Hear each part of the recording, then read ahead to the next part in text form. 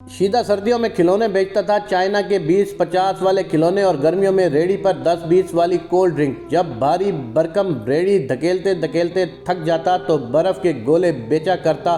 उसकी रेडी पर सजी शरबत की रंग बिरंगी बोतलें मुझे अक्सर ज़िंदगी के रंगों की खबर दिया करती थी। गर्मियों की तपती धूप में किसी सायादार गली के अंदर अपनी रेडी खड़ी करता और रेज़गारी गिना करता।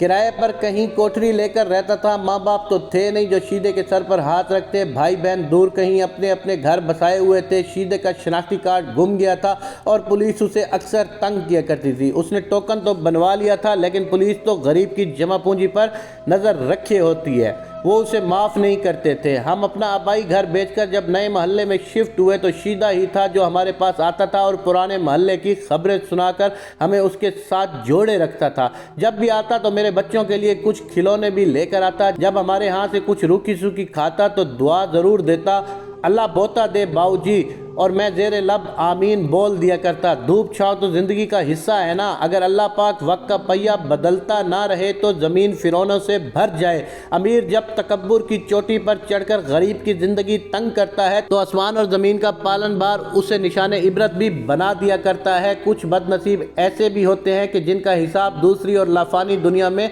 लेने का फैसला कर लिया जाता है, उन्हें तौबा नसीब ही नहीं होती। तो मेरी ज़िंदगी भी चिलचिलाती धूप में जल रही थी। शीदा जब इस बार आया तो उसने महसूस किया कि मैं बुझा बुझा सा हूँ। उसने मुझे तसल्ली दी और बोला, बाऊजी रेडी का बंदोबस्त कर ले, मैं आपको बर्फ़ के गोले बनाना सिखा देता हूँ, शरबत भी बनाना सिखाऊंगा। कहते हैं तो बोतलें भी ला कर दे दिया करूँगा। अपनी गली के नुक्कड़ पर रेडी लगा लेना, रब रोटी दे देगा। मशवरे तो सभी देते हैं, लेकिन शीदे ने मुझे अपने जहन के मुताबिक मदद की और शराकत की पेशकश भी की। शीदे गरीब का कितना अमीर दिल था। उसके कपड़े अक्सर मैले हुआ करते थे, जूती भी टूटी होती थी। कभी कभी जब मूड में होता तो कहता, बाऊजी आजकल अपना रिश्ता देख रहा हूँ, अभी भी शादी ना हुई तो कब होगी। गरीब ख्वाब तो देख ही सकता है ना, चाहे उसकी ताबीर उलट ही क्यों ना हो। फिर एक रोज़ पुलिस ने शीदे को शनाख्ती कार्ड ना होने की वजह से उसे उसकी कोठरी से ना सिर्फ सामान समेत बाहर फेंक दिया, बल्कि उसे तशद्दुद का निशाना भी बनाया। शीदा बेघर हो गया था। मेरी तरफ आए उसे काफ़ी दिन गुजर गए थे। मुझे पता नहीं चला कि शीदे के साथ क्या हुआ है। जब रिश्ते एहसास के हों तो ख़बर हो ही जाया करती है। एक दिन शीदा मेरे ख्वाब में आया, साफ़ सुथरा निखरे हुए सफ़ेद लिबास में, मलबूस बाल अच्छी तरह से बनाए हुए और नई जूती पहने मुझे देखकर मुस्कुरा रहा था। यूं लगा जैसे कहीं सफ़र पर जा रहा हो। कुछ बोला नहीं, सिर्फ देखे जा रहा था।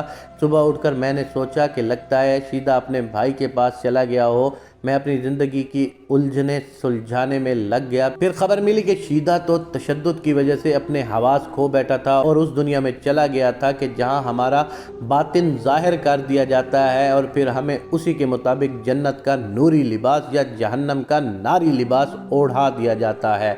इस दुनिया में तो शीदा हमेशा मजलूम ही रहा, खाक नशीन, लेकिन रिज़्क़ हलाल ही कमाता और खाता रहा। उस दुनिया में गया तो निखर गया, पुरसकून हो गया। सोचता हूँ हमारे जैसे बज़ाहिर निखरे निखरे लेकिन अंदर से मैले कुचले जब खाक में उतारे जाएंगे तो फिर निखरेंगे या फिर हमारा भी बातिन ज़ाहिर बना दिया जाएगा।